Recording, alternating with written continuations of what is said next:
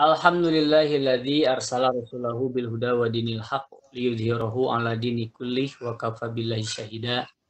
Asyhadu an la ilaha illallah wahdahu la syarikalah wa asyhadu anna Muhammadan abduhu wa rasuluh alladzi la nabiyya ba'dah amma ba'du.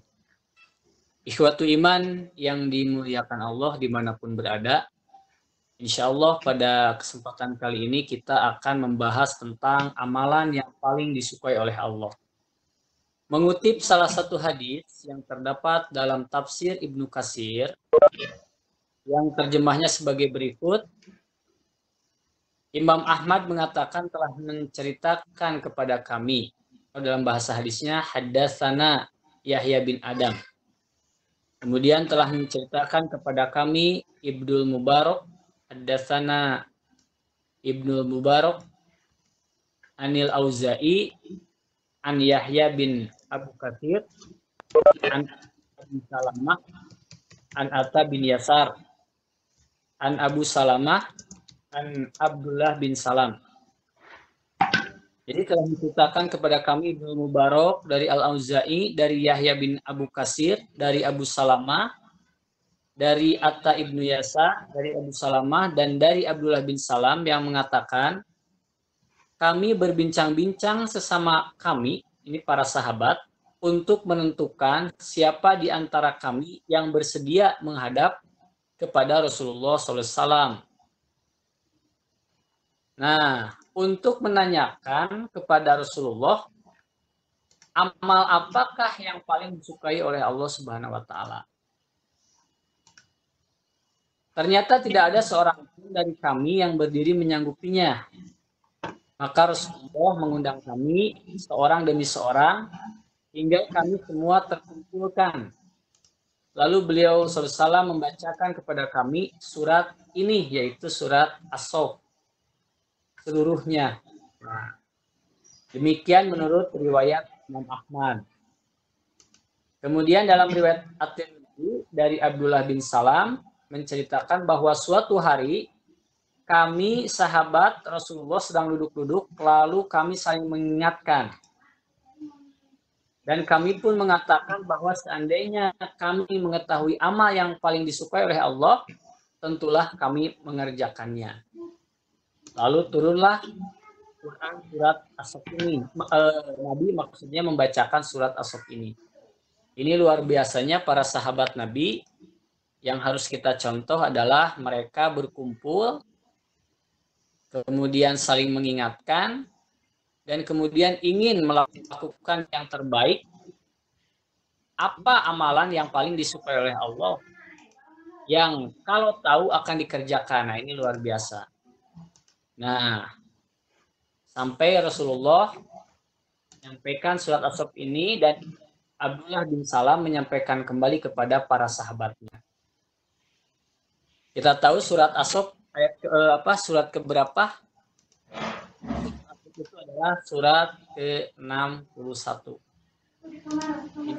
Kita akan membahasnya selintas-selintas pada ayat Allah berfirman dalam surat As-Saff, Tabbahalillahi ma fis samawati wa ma fil ardi huwal azizul hakim. Nah, jadi bertasbih kepada Allah seluruh apa yang ada di langit maupun yang ada di bumi. Wa huwal azizul hakim, dan dia itu maha perkasa lagi maha bijaksana. Jadi seluruh makhluk itu bertasbih kepada Allah.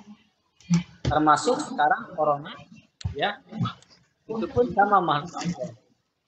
Sebagaimana dalam Quran yang lain dikatakan,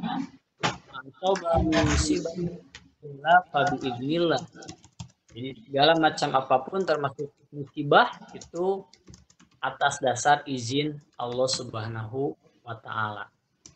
Nah, jadi yang kita tangkap dari pembicaraan yang tadi sampai ayat 1, bahwa amalan yang paling disukai oleh Allah itu seluruhnya dibacakan dalam surat As-Saff, dan ayat yang pertama.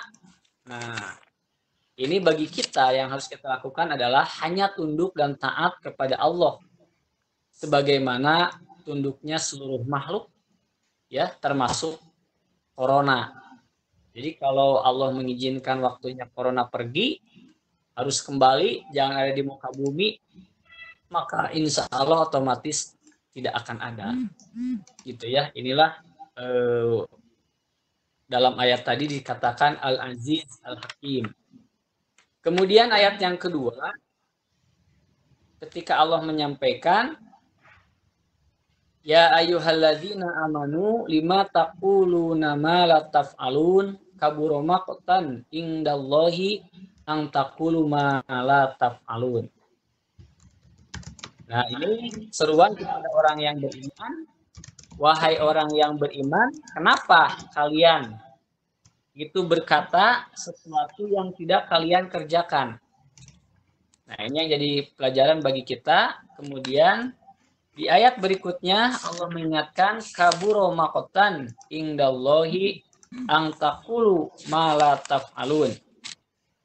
Kata Allah menyampaikan bahwa sangatlah dibenci di sisi Allah jika kamu mengatakan sesuatu sedangkan kamu tidak mengerjakannya. Nah, ini sangat berat ya bagi kita sebagai umat Islam, termasuk ustadz dia. Jadi ustadz mah ini yang menjadi beratnya, menyampaikan nasihat kebenaran kepada orang lain. Tapi sebetulnya dengan ayat ini dianya pun harus mampu. Nah, makanya Rasulullah itu luar biasa. Rasulullah itu memulai dengan dirinya sendiri. Jadi ketika menyampaikan kepada orang lain, mengajak berbuat baik, dia yang memulainya. Seperti misalkan mengajak sholat berjamaah, ya tentu. Kemudian bagaimana melakukan kebaikan-kebaikan, dia lakukan dengan dimulai dengan diri sendiri. Kepada keluarga, dia lakukan dengan dimulai dengan diri sendiri. Kepada semuanya, termasuk setiap waktunya beliau gunakan untuk beribadah, beliau diawali dengan dirinya sendiri. Kalau kita bagaimana? Berat gitu. Terkadang ini yang menjadi gagalnya, contohnya menyuruh ke anak-anak kita gunakan waktu dengan mengaji, misalkan 5 waktu, tiap zuhur salembar, asar salembar, maghrib salembar, misalkan ini ke bulan Ramadan. Kita menyampaikan kepada orang lain, tapi diri kitanya tidak melakukan. Nah, ini jelas dalam ayat ini disampaikan, diperingatkan Allah tidak suka yang seperti itu. Ya, jadi tidak sesuai dengan apa yang dikatakan. Makanya dikutip juga dalam ayat ini, orang yang menyampaikan tapi tidak melakukan, nah seperti dia berdusta. Gitu. Sedangkan berdusta itu disampaikan oleh Rasul, ayatul munafiki salasun, idza haddatsa kadzdzaba wa idza wa'ada akhlafa wa idza tumina khona.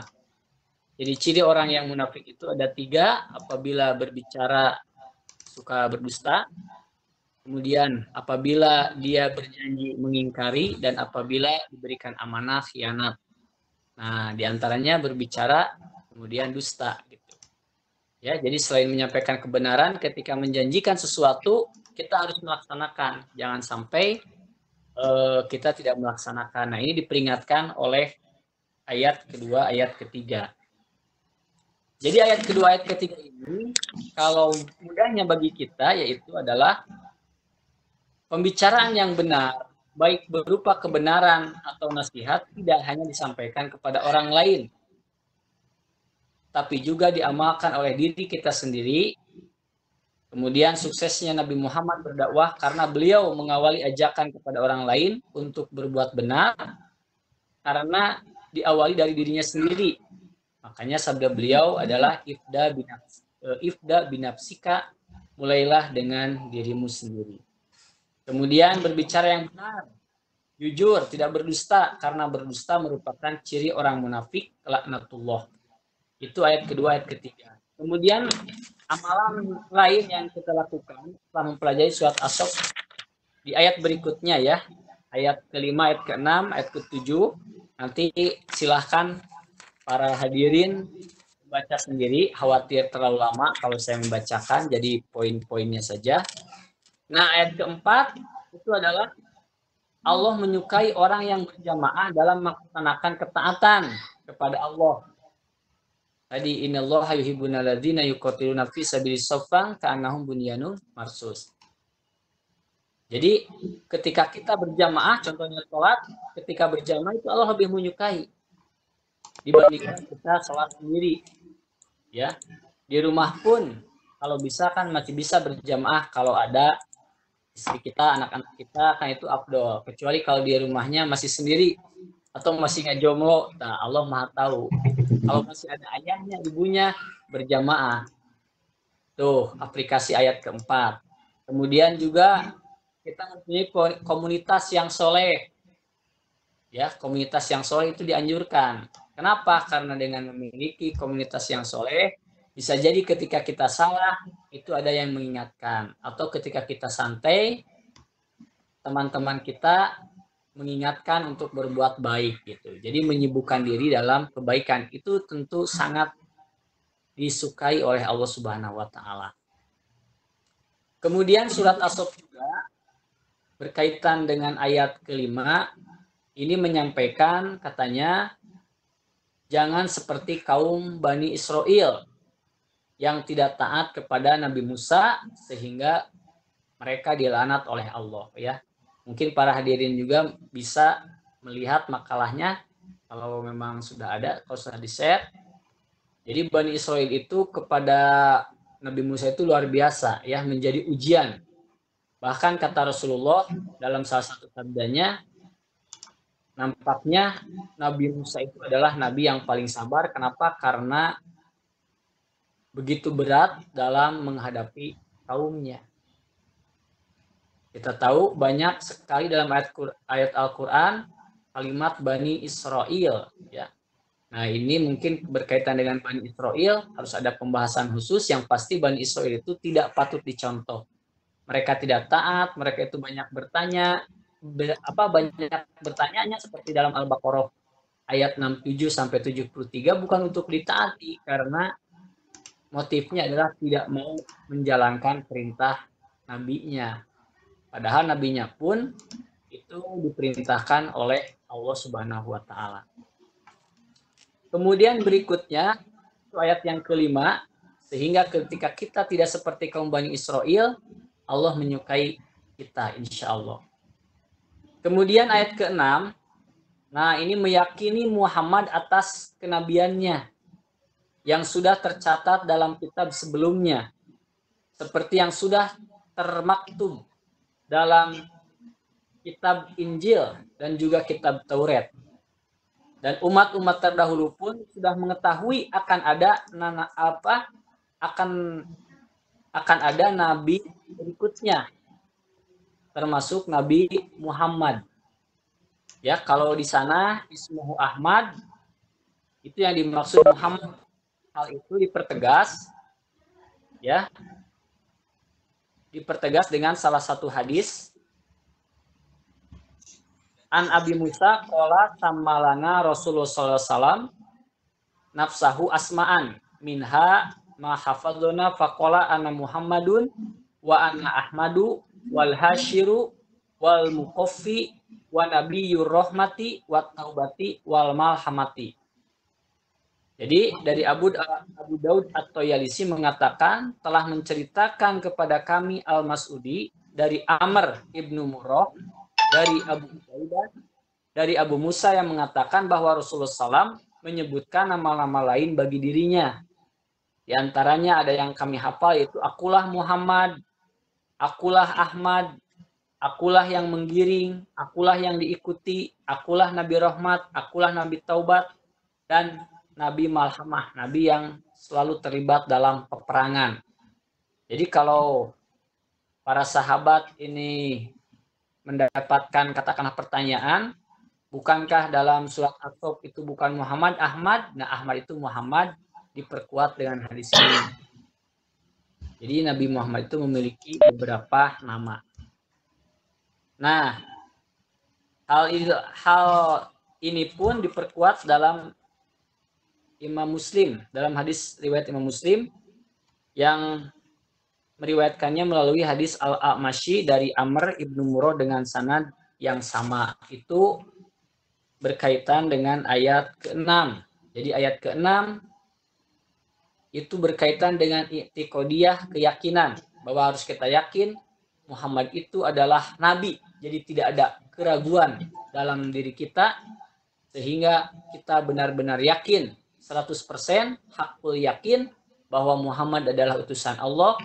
Dengan demikian apa yang disampaikannya kita percayai ya. Kemudian kalau ucapannya itu mengandung perintah dan larangan, kita laksanakan. Yang harus kita teladani salah satu sahabat Nabi itu adalah Abu Bakar As-Siddiq ya. Abu Bakar As-Siddiq yang membenarkan seluruh perkataan Nabi karena memang Nabi Muhammad itu terbukti tidak pernah berdusta, selalu benar gitu ya.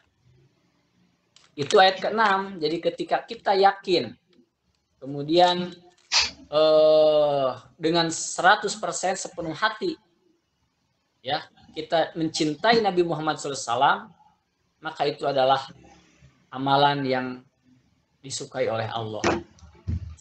Kemudian berikutnya dalam surat As-Saff sebagai surat yang dibacakan bagi para sahabat yang menanyakan amal apa yang disukai oleh Allah. Nah, ini ayat ke-7 sampai ayat ke-9. Di sana disampaikan, silahkan nanti baca ayatnya. Ini maknanya bahwa orang yang sangat dizolimi itu adalah orang yang mengada-adakan kedustaan terhadap Allah. Nah, jadi jangan sampai kita mengada-ngada dusta atas nama Allah. Itu luar biasa, sangat dolim. Kemudian juga mengadakan baginya tandingan-tandingan dan sekutu ya. Misalkan punten masih meyakini ada kekuatan di luar kekuasaan Allah. Misalkan masih pergi ke dukun, masih meyakini dengan adanya penguasa pantai selain Allah, penguasa gunung selain Allah. Nah, itu harus kita bersihkan dari yang demikian. Karena jika kita termasuk orang yang mampu membersihkan dari yang demikian, maka itulah amalan yang disukai oleh Allah. Artinya tidak berbuat kemusyrikan. Nah, itu ya untuk ayat 7 sampai ayat 9. Bisa nanti disimak lagi, dipelajari kembali. Kemudian selanjutnya ya, ini yang luar biasa yang ingin saya tekankan. Ayat 10 sampai ayat 13 ya. Ketika di sana kan Allah menyampaikan, apakah ingin aku tunjukkan al-adullukum ala tijaratin tunjikum min azabin alim, sesuatu yang bisa menyelamatkan kalian dari siksa yang sangat berat, siksa yang sangat pedih, yaitu apa? Yaitu tu'minu billah, beriman kepada Allah, kemudian juga taat kepada Rasulnya, kemudian yaitu berjihad bi amwalikum wa anfusikum, dengan harta dan juga jiwa. Allah menegaskan, maka kalian tidak akan pernah menjadi orang yang merugi selamanya. Nah, ditegaskan di ayat berikutnya, Allah menjamin akan memasukkan ke tempatnya yang mulia dan penuh kesenangan, kebahagiaan, yaitu surga. Cuman yang jadi pertanyaan, mampu tidak kita beriman kepada Allah tadi ya, dengan tidak musyrik, kemudian taat kepada Rasulullah, kemudian berjihad. Nah, jihad di sini bukan hanya jihad itu pengertiannya harus berperang saja, tidak. Tapi dengan biamwalikum, dengan harta, misalkan bersodako, berzakat, ya, itu termasuk biamwalikum. Termasuk saat pandemi seperti ini kan luar biasa, banyak orang yang terkena dampak lah, gitu ya. Nah, kalau kita mampu, misal ini, kalau kita mampu buat diri kita sudah ada, buat keluarga kita sudah ada. Nah, sedangkan kita masih memiliki harta yang lain, masih ada sisa, mampu tidak kita berikan harta kita untuk kebutuhan orang lain? Karena ingat bahwa ternyata sodakoh yang paling utama, the first, the ranking one, ranking ke-1 itu adalah sodakohnya sesuatu yang kita butuhkan dan juga dibutuhkan oleh orang lain. Nah, itu sodakoh yang paling utama. Ini pernah terjadi contohnya, contoh sodakoh yang luar biasa ini terjadi contohnya ketika salah satu dari kaum Ansor yang menjamu tamunya Nabi Muhammad dari Mekah atau yang sedang berhijrah. Lalu orang tersebut membawa tamunya tersebut ke rumahnya dan disampaikan kepada istrinya, "Mah, saya bawa tamu." Lalu kata istrinya, "Wahai suamiku, tidak ada makanan kecuali makanan untuk anak kita besok, itu pun hanya gandum, namun nama bubur, itu pun hanya buat anak tersebut." Maka kata suaminya tersebut, "Sudah saja, mahlah, kasihkan ke tamu tersebut untuk anak kita, insya Allah masih ada besok, kita cari lagi."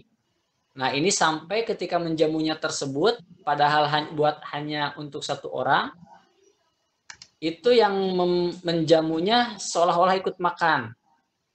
Dengan tidak dinyalakan lampunya, seolah-olah ikut makan.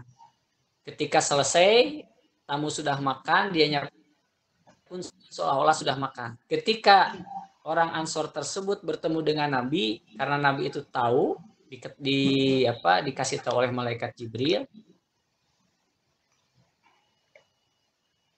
ya, kasih tahu oleh Allah tentunya melalui malaikat Jibril.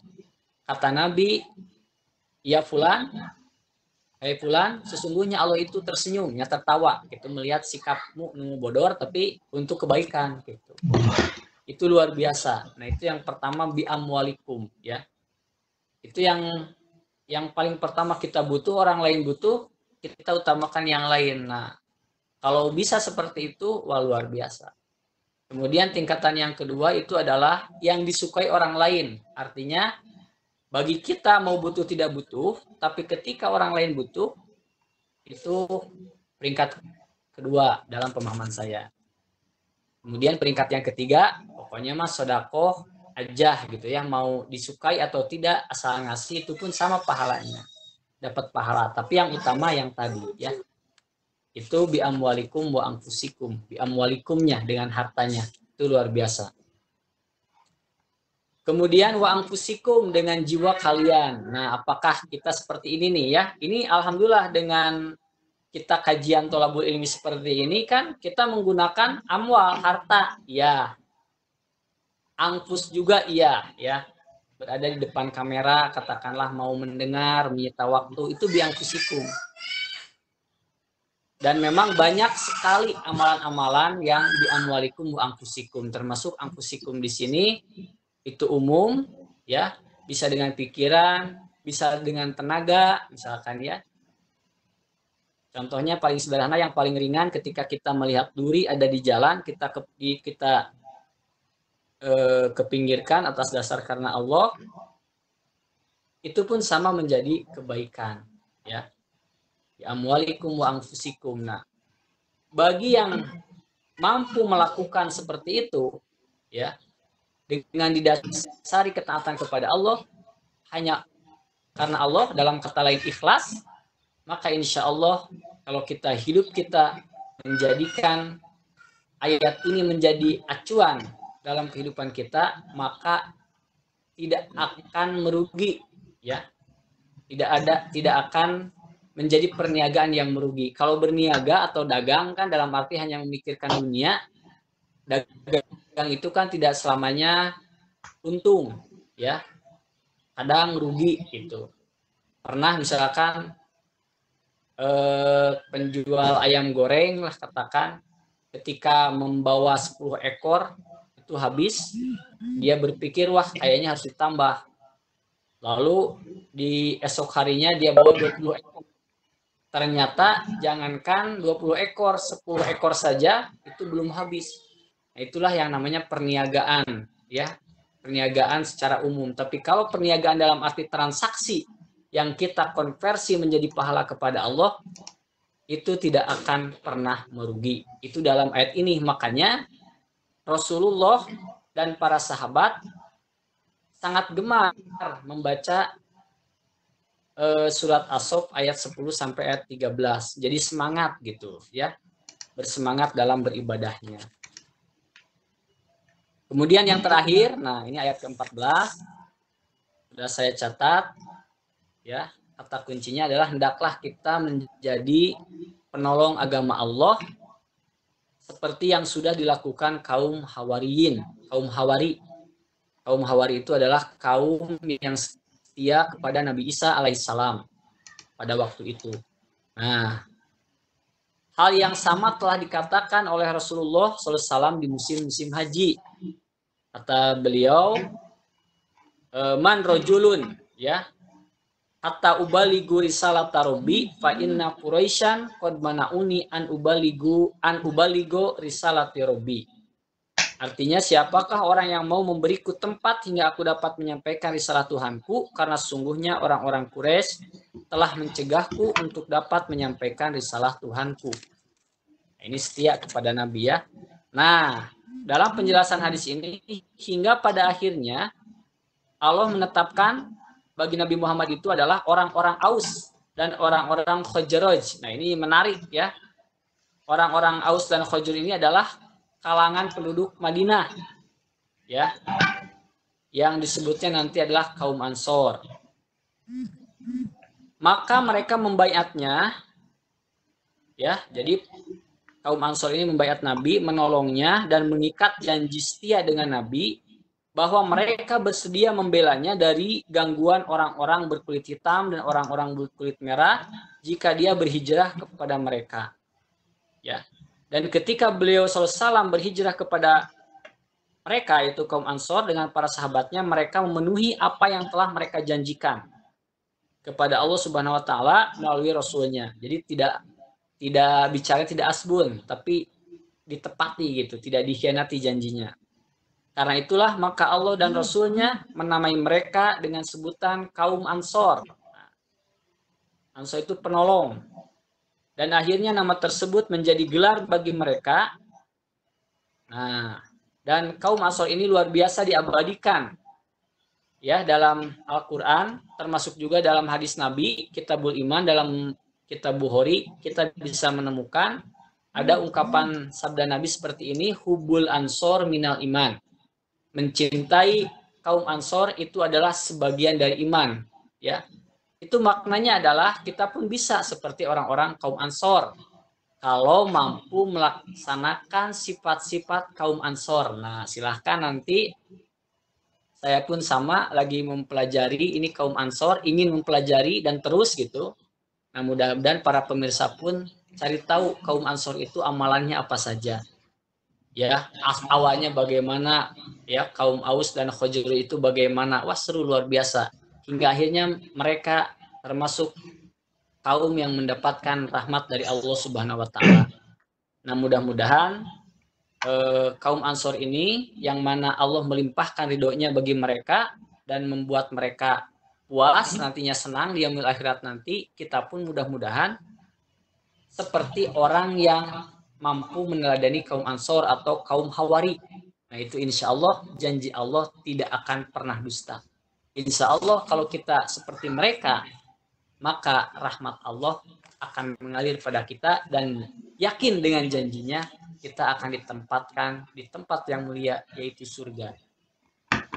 Itulah para hadirin yang dimuliakan Allah Subhanahu wa Ta'ala, berkaitan dengan amalan yang paling disukai oleh Allah. Sekali lagi, Rasulullah membacakan surat As-Saff seluruhnya. Nah, makanya bagi kita sering ya mengulang-ulang membaca surat As-Saff, kemudian maknanya bagaimana. Nah, mudah-mudahan terakhir kita mampu mengamalkannya. Itu saja mungkin yang dapat disampaikan untuk kultum kurma ya.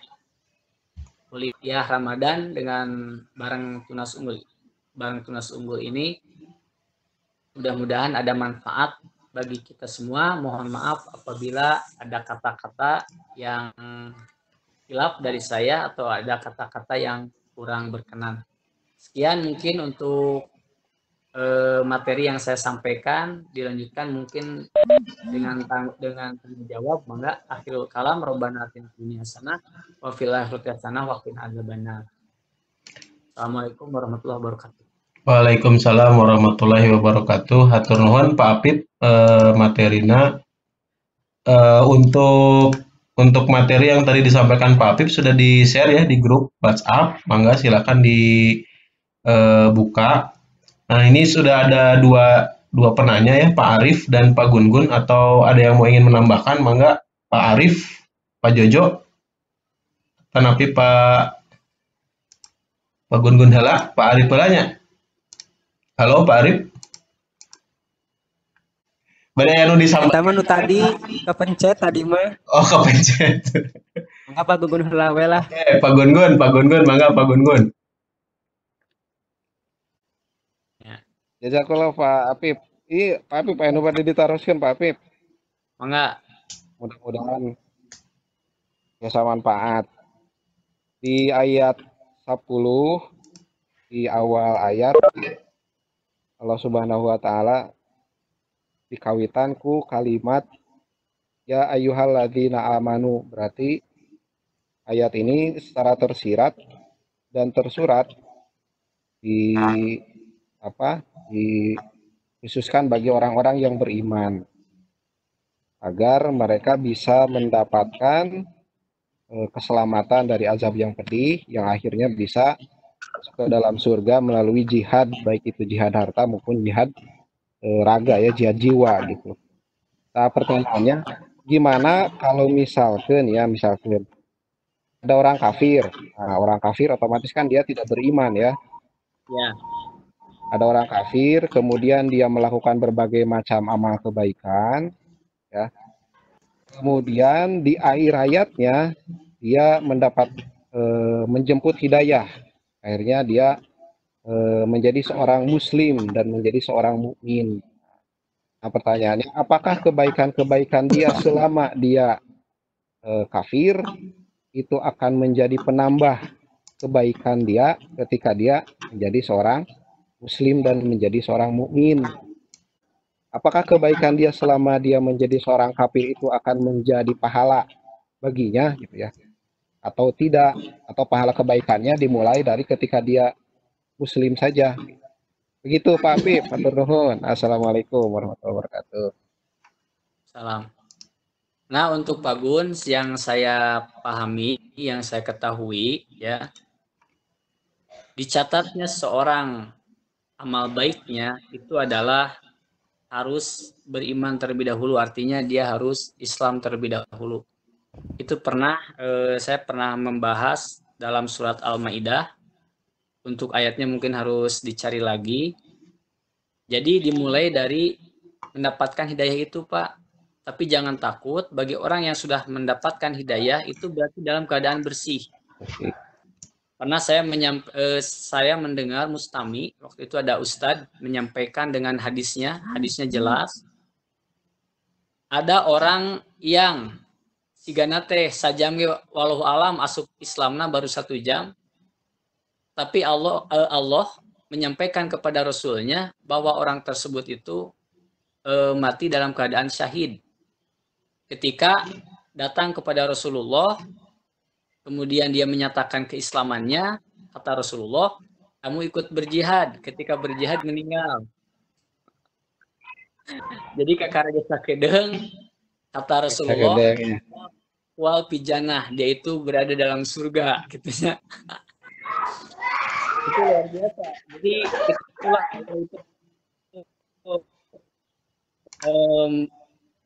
memberikan hidayah dan rahmatnya kepada yang dikehendaki. Dan belum tentu yang lama dalam keadaan Islam, di akhir hayatnya dia dalam keadaan husnul khotimah ya.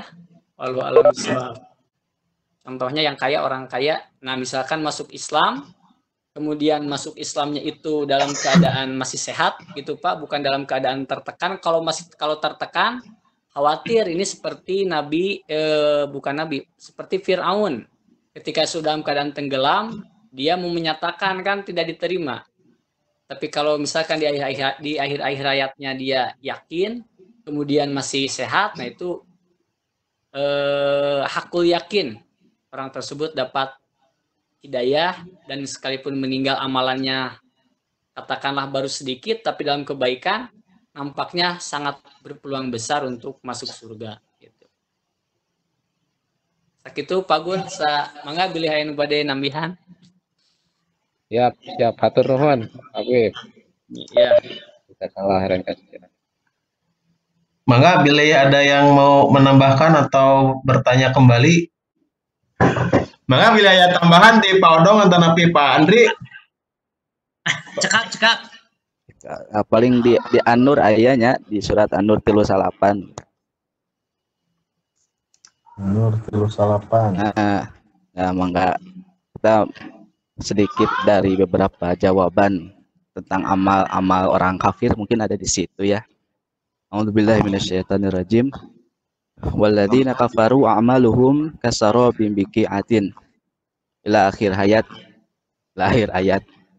Dan orang-orang kafir amal-amal mereka adalah laksana fata morgana di tanah yang datar yang disangka air oleh orang-orang yang dahaga. Tapi bila ditanginya air itu dia tidak mendapatinya sesuatu apapun. Jadi kalau berkaitan dengan amal-amal perbuatan dari orang-orang kafir, memang di hadapan Allah ya kalau dikaji dari ayat ini itu nggak ada apa-apanya sebetulnya gitu. Nah, bagaimana dengan kasus yang sekarang banyak yang beramal soleh, yang amalnya banyak, kita doakan aja biasa dapat hidayah gitu. Oh, mohon hatur nuhun Pak Andri. Atas pakaitannya aya nu bade ditambihan deui. Ajen, Kumaha Pak? namanya teh surat An-Nur ayat sabaraha nu didudukeun ku Pak Andri teh? 38 gitunya Pak Andrinya. Iya 38 tah tadi teh. 38 mohon. Siap, nuhun. Tadi kaji tafsirnya dinya. Ya, siap. Iya, atas taya deui. Pami taya deui urang tutup wae nya. Ya tuh orang tutup heulanya, orang tutup heula dok simpulkeun heula. Tadi tos di materina sudah di-share ya di grup.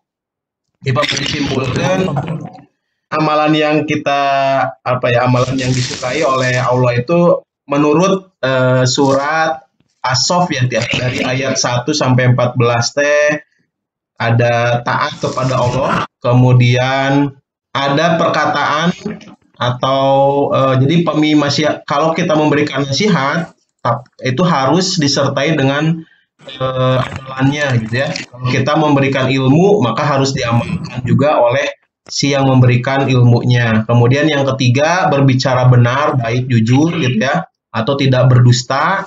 Yang berikutnya orang-orang yang suka beramal dalam keadaan berjamaah. Kemudian yang berikutnya taat kepada pemimpin, mungkinnya nabi.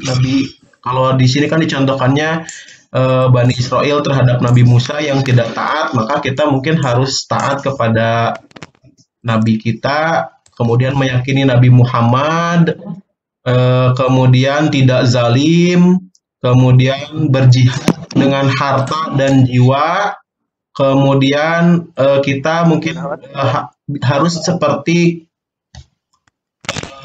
kaum-kaum Hawariyin ya. Itu mungkin kalau bisa disimpulkannya ada poin-poin yang amal-amalan yang bisa yang paling disukai oleh Allah Subhanahu wa taala. Mudah-mudahan bermanfaatnya sakasadayana tiasa dikaji deui dari surat As-Saff ayat 1 sampai 14 ini. Kita tutup wae dengan membaca hamdalah bersama-sama. Alhamdulillahirabbil alamin. Tugas unggul Pak Iki. Doa akhir majelis. Subhanakallahumma bihamdika Hatur nuhun ka sadayana, maka diisi aya link presensi di kolom chat